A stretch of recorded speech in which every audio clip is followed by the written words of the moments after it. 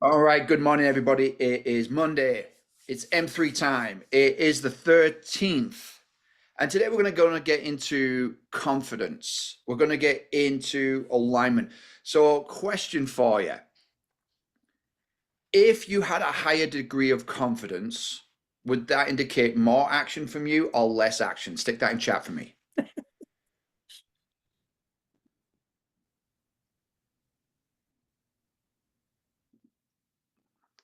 So, if you had an even higher level of confidence, more action or less action? All right, more action. Awesome. So, if we can help you get even more confidence, this is the thing. I want you to have an incredible 2025. I don't want most people, they don't have the level of results that they would have liked in 2024, or they would like even more results than they had. And this is what's going to happen. It's like if you've been driving your car, as Ruth is driving her car, and most people don't know what their destination is. They're not 100% sure. And so last year we did a lot of drives backwards and forwards to Colorado. And I put in the address. And my phone does its stuff in about 3 seconds and it goes route calculated and off it goes. What if you were only 70% sure that your app that you're using for directions got you to where you wanted to go? Would you use that app? Stick that in chat. Would you use an app that was only 70% accurate? Like it got me to Colorado, but Colorado's a big place. So it got me to Colorado, but it didn't get me to where I wanted it to go. Or that you start driving and you're not really sure if it's going to get you where you want it to go. You may end up in Nebraska. You may end up in California. If you couldn't trust it, you wouldn't use it. So most people are driving forward in life with about a 70% accuracy of clarity of destination that they want to get to. Does that make sense? So if I use the gym as an example, when most people are in the gym, how many people do you think are absolutely clear on why they're there? Because what I see is this thing in their hands constantly. All right. They're checking texts, they're on YouTube, they're on Facebook, they're doing anything but being focused. So I think a lot of people's goal is to go to the gym. Does that make sense? It's to start a business. It's to go on a date night. So a lot of people, they have a goal to do the thing. And this is what messes people up. In chat, what do you think people's real outcome of going to the gym is?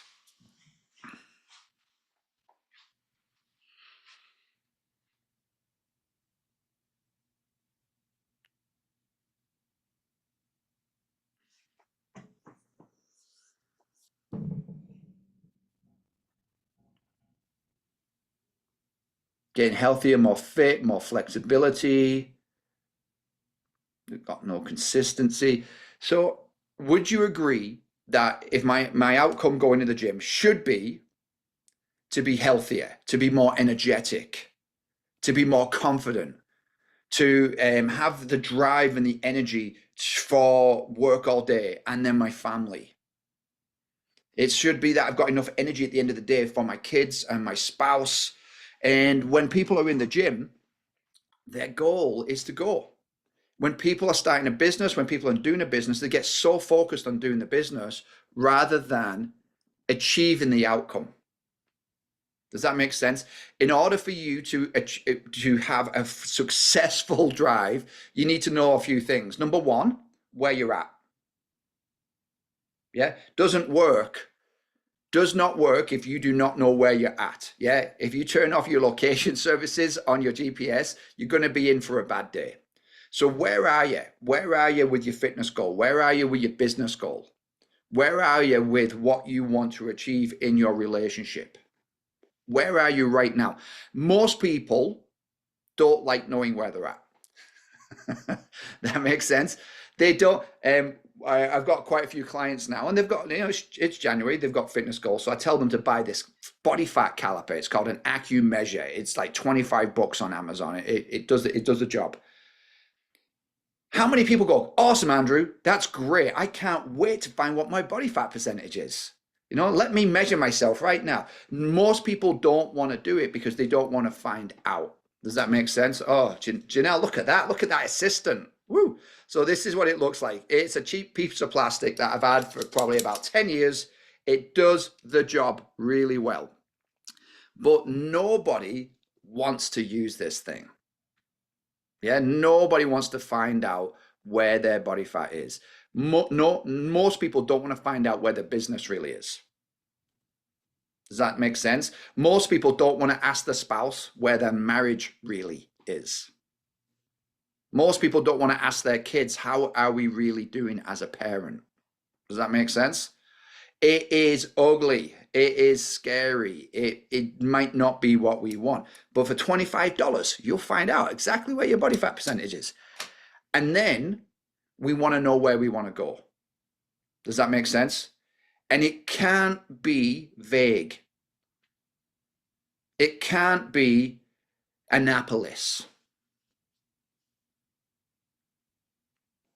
Mark, I'm going to be driving a long way to end up in Annapolis. And when I get there, I'm still calling Mark going, hey, I'm here. Where are you at? And he's like, well, I'm at my house. And I was like, great. How do I get there? I'm still lost. I'm no more hanging out with Mark in Annapolis than I am in Utah. Does that make sense? Unless I have the destination. So I need to know where I'm at. I need to know where I'm going. And then guess what? There is going to be road closures. There's going to be traffic jams. And if you think that's abnormal, oh no, the traffic is horrible.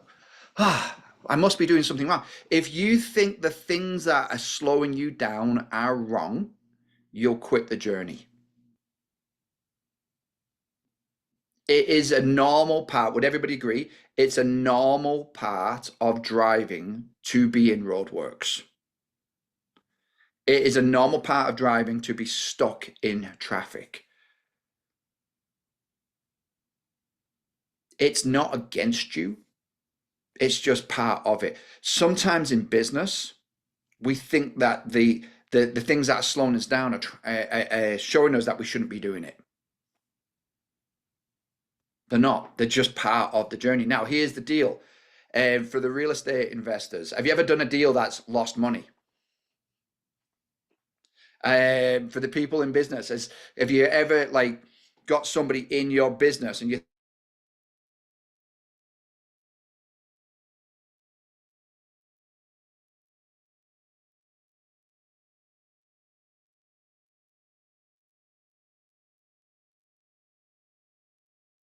of it? And what I found is most people can get taken out of action way too quickly. Does that make sense? They get a no and they're out of action. They get a deal that goes south and they're out of action. That makes sense? Did I break up for a minute? All right. Okay. So most people get taken out of action way, way, way too quickly. They get one deal that doesn't work and they're done. They get some no's. And in business, if you had to contact 100 people for you to hit your financial goals, who would do that? 100 people absolutely blow your financial goals, maybe even out the water. Yeah. What if you had to hear 95 consecutive no's to get those 5 that say yes? Guess what? Most people don't get to those 95. Does that make sense? Most people are absolutely devastated with the first 10 no's. It is not hard work that stops people. It's the emotions of that person that stops people. It's not the hard work in the gym. It's not the hard work in business. It's the emotions. Who's following me with this? It's the emotions of the marriage. It's the emotions raising the kids. It's the emotions in the gym. I was telling one of my clients, last year I decided to start training legs. I haven't trained legs in a long time. And the first day, it was this time last year, I decided I was going to go and train legs. And that particular gym had the squat rack in front of all the cardio equipment. So everybody's on the cardio. And I walked in, busiest day I've ever seen in the gym. Beginning of January. And I'm like, oh, why did I choose today? I'm going to look like an idiot. I'm not going to be able to lift any weight. And, maybe I'll come back. Maybe I'll do something else. But I said, no, I've made a decision. I'm going to follow through on that decision. So I got the bar and I squatted down and I did 12 reps and I got Elvis legs. If anybody knows what Elvis legs are, they shake a lot. All right. And my legs are shaking and I didn't put any weight on the bar. And I was like, holy crap, my training weight is an empty bar. And then the judgment came. And I was like, holy crap. They go, what's that person on the elliptical thinking about me? And I was like, wait there. I have a perception of somebody perceiving me, watching me. And I was like, I don't even know if any of that's real, but I wanted to run away. So I made a goal of all I was going to do was empty bar squatting for 4 weeks, even if it felt easy, because I needed to overcome that doubt. Yeah. And again, if we are absolutely certain that we're going to achieve our goals with 100 people, if we're absolutely certain we would. But what happens is if I know 100 people, contacting 100 people is going to be the thing. When I contact the first person, they say no, I'm like 99 to go before I hit my outcome. 98 to go, 97, 5 to go. No, Andrew, I'm not going to do it. I'm like, awesome. Because I've only got 4 more people to go, but life doesn't work out like that. Yeah, it's all mushed up. I might get a yes on the 8th reach out. I might get a yes on the 23rd. Yeah, it might be my 4th real estate deal that it goes exactly according to plan, and I've learned all the lessons from the other 3. And people don't like lessons. They think it's a personal attack. They think the traffic jam is put in place just to slow them down. It's not. It's just a normal part. So we've got to normalize struggle. Yeah, we've got to normalize doubt. We've got to normalize the stories that go in our head, because you and the most successful person you know both have beliefs around themselves that they're not enough. Does that make sense? I've not met one person that's just like, oh yeah, I'm excellent in all areas of business. I just crush it. Everything I touch turns to gold. Every single person has doubt and fear. Yeah, they wouldn't be human unless they did. And the second part of this is we send out a lot of mixed signals. It's like, oh, I really want to have a thriving business, but I don't want to be overwhelmed. I don't want like too much work coming in, because I've got to keep the quality of my life. And so we want things, but then we also want the opposite. It's like I have a Great Dane, and if you want a really pristine yard and a Great Dane, there are 2 composing forces right there. Okay, just to let you know, if you ever wondered about that, or if you wanted your couch to last a long time. Yeah, it does not work. And so what people do is they fall in love with concepts, but not the reality of things. The reality of marriage is sometimes you guys are not going to get along. Yeah. The reality of kids is sometimes they're not going to like you. The reality of business is it's not, I wish it did this. I wish we could say, hey, it grows 1% a month. Awesome. I can predict exactly where I'm going to be in 5 years. This is great. But what happens is we have big upswings, we have plateaus, and then we have drops. It's what we do in the drops that matters. Yeah. It's what we do when we're not getting along in marriage that matters. It's what we do when we have a setback in our fitness journey. That's the thing that matters. And like you guys have probably known, like last year, I've just got my weight to where it was before I got really sick last year. And I got really sick in like September, lost 20 pounds in 5 days, and I've just been able to create new muscle because that muscle's gone. I've just been able to create new muscle to get to the point where my weight was the same as before I got sick. 5 days of being sick, about 4 or 5 months of work. Yeah. That wasn't in my plan. I didn't write down possibility of getting sick and losing all the work that I've done. But guess what? That's normal in fitness, isn't it? If you've had an injury, if you get sick, it's normal in business, it's normal in marriage. We've got to stop freaking out when it rains. Put your wet weather jacket on. It's just a normal part of the growth, yeah? So let's make sure we're not putting mixed signals out, like I really want to be successful, but I never want to be judged. Not going to happen. Really want more love in my life, but I never want to be hurt. Not going to happen. Really want to get in great shape, but I never want to have my muscles ache. Not going to happen. Yeah. Really want to lose weight, but I don't want to quit what I'm eating. Never going to happen. So we have this. We have these conflicting beliefs because we have our logical beliefs saying one thing, but we have our emotional beliefs with a completely other set of beliefs. And then we have our primal beliefs as well. Fight or flight, you know? And what I found is whenever I react, it's coming from my primal. It's worth, it's danger, it's protect, it's attack.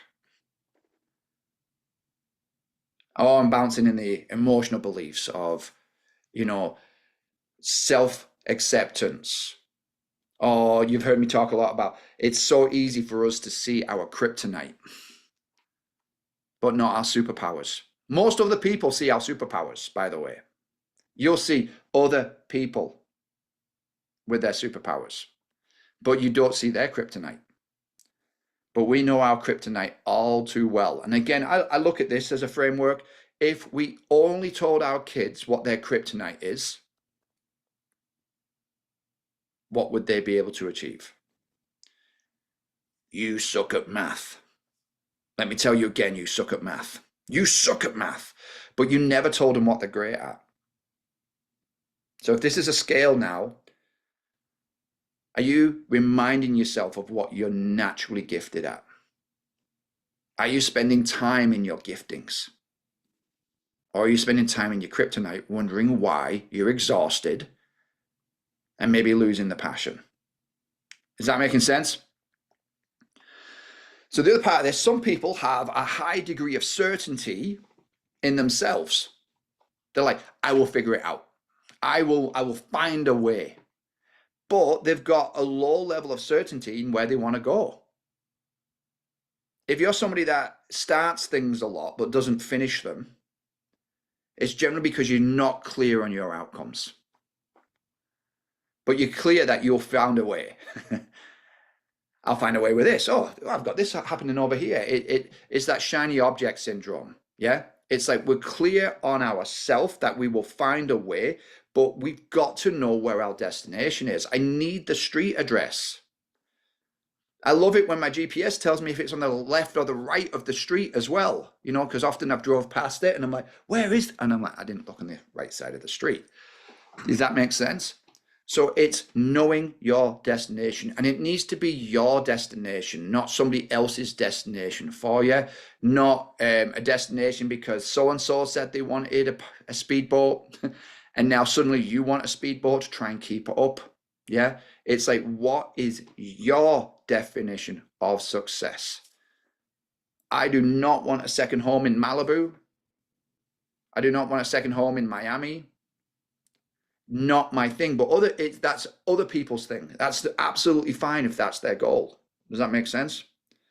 What is your goal? And then this is the deal, guys. Then you're going to have to protect it. Because what you'll do is you'll get influenced by society, other people, what you should achieve. What do you want? What is your definition of success?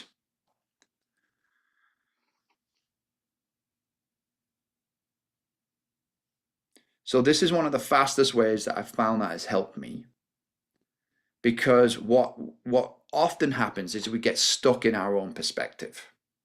Yeah, think of perspective as a way of looking at, like, this is just a visual, a way of looking at a football stadium.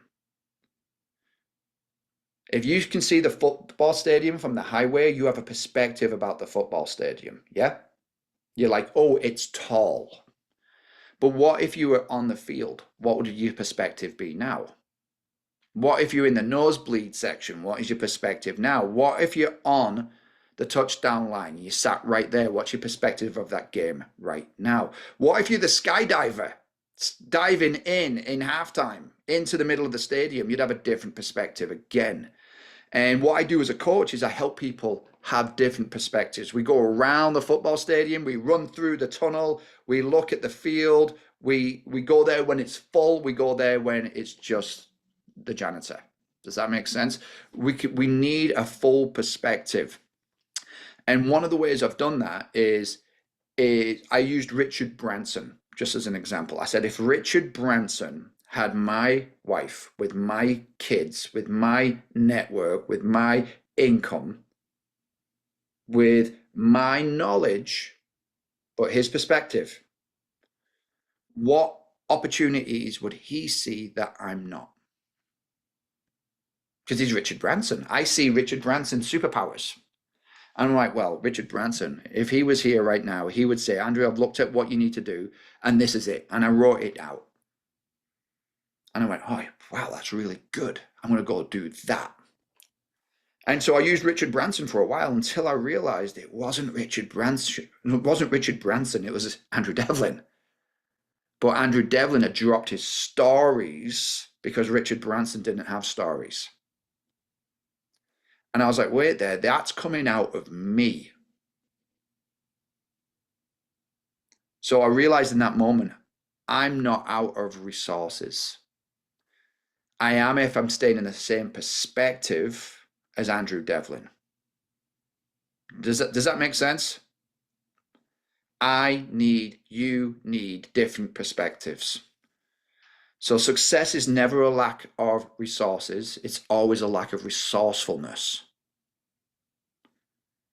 Stepping into different perspectives gives us different resources. Yeah. That were always available to us, but not when we are stuck. So I want you to choose somebody in your industry, an industry leader, somebody that you admire. And if they were with you today and you sat down and said, this is my outcome, and they said, are you sure you want that? And you were like, yes, how sure? 100%. That is the destination I want to get to. Awesome. All right, this is what you need to do.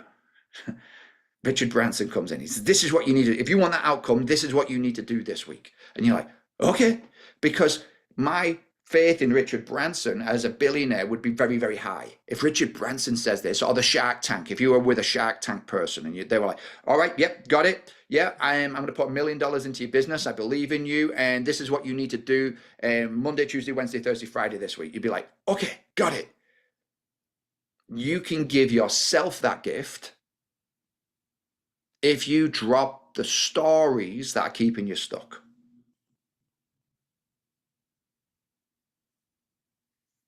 Who's following me with this? It is your stories that are stopping you. You do not get your goals, you get what your stories are. Some people have great stories about the gym and then horrible stories about their kids. Yeah, they're in shape, but they've got horrible relationships with their kids. Yeah, or vice versa. They've got great stories about their kids, but not the gym. They've got stories about time, stories about money, story about network, story about their past of why they can't go forward. Because if you knew what I'd done, if you knew where I started, every single person that, whether it's a movie, a book, or they have a different way of thinking. And I was super proud of my son. Two of my kids have been really, really sick this week. My son said, oh, Dad, I woke up, I couldn't sleep last night. So I got onto Mum's audio book account and I started listening to Malcolm Gladwell's The Outliers. And he's 14. And I went, in the middle of the night, you're not watching Pokemon or you're not whatever. And I'm like, like, I love Malcolm Gladwell. He's one of my favorite authors. And I was like, that's what you decide. He said, Dad, I learned about hockey players, and I learned about the guy who was from South Dakota, and he helped create some weaponry to save America, and nobody believed in him, and he had to. That's what my son did, and I've told him again and again over the last couple of months. It is what you do now. It's the books that you read. It's the psychology that you get that will separate you. Does that make sense? It's like giving yourself that framework.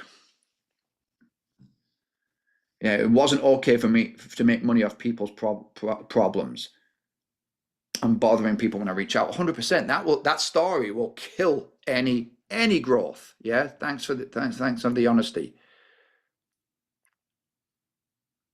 Yeah, money comes from people. Yeah, and money is always moving. Yeah, money doesn't come from what you know, it comes from who you know. Yeah, you get the right people in the right place. But money is always moving. Money is not a stationary thing. So I realized a long time ago, I had the same belief in the past, but I realized that they're either going to buy a new car, go on vacation, buy a new TV, buy some clothes.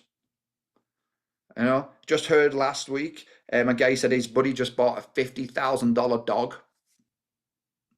Comes trained, comes trained. I was like, great. There is people that are going to spend that type of money and they do not solve the problems. Yeah. And I realized that me helping people solve problems is one of the greatest gifts I can give anybody. Yeah. Because it lasts, it continues. Investing in myself, I cannot tell you how many courses I've been on and coaches I've hired. And I've done courses where I've paid 20 grand and I was like, that was a waste of money. Anybody else there? But I learned that that's not my path. That's not my direction. And we can either be winners and losers or winners and learners. But all of it, it's like we've got way too many options. And every time I make a wrong decision, it starts filtering down my options till I'm left with the ones that do move me forward. So the obstacles are not there to stop you. They're there because they're normal. They're there because the people that overcome them earn the right to be playing life at that level. Does that make sense? That there will be sacrifice, that you will not like a lot of the journey. Whether it's weight loss, I don't know about you, every time I think about losing weight, I instantly become hungry. And I'm like, that's weird. And anytime I think about I want to grow, I instantly have obstacles that come against me. I'm going to improve my marriage. Something goes wrong. I'm going to grow my business. There's a drop off. And it's just a normal part of business. So what I want you to focus on is get clear. If you want radically different results, you've got to have radically different actions. And radically different actions come from radically different perspectives. Get around other people that give you different perspectives. So know your goals, know your actions. Time to drop the stories real quick. If you want to drop a story real quick, try and say the story in the voice of Mickey or Minnie Mouse. I promise you, you could tell me your worst fear. You could be crying and you tell it in the voice of Mickey Mouse and you will be laughing.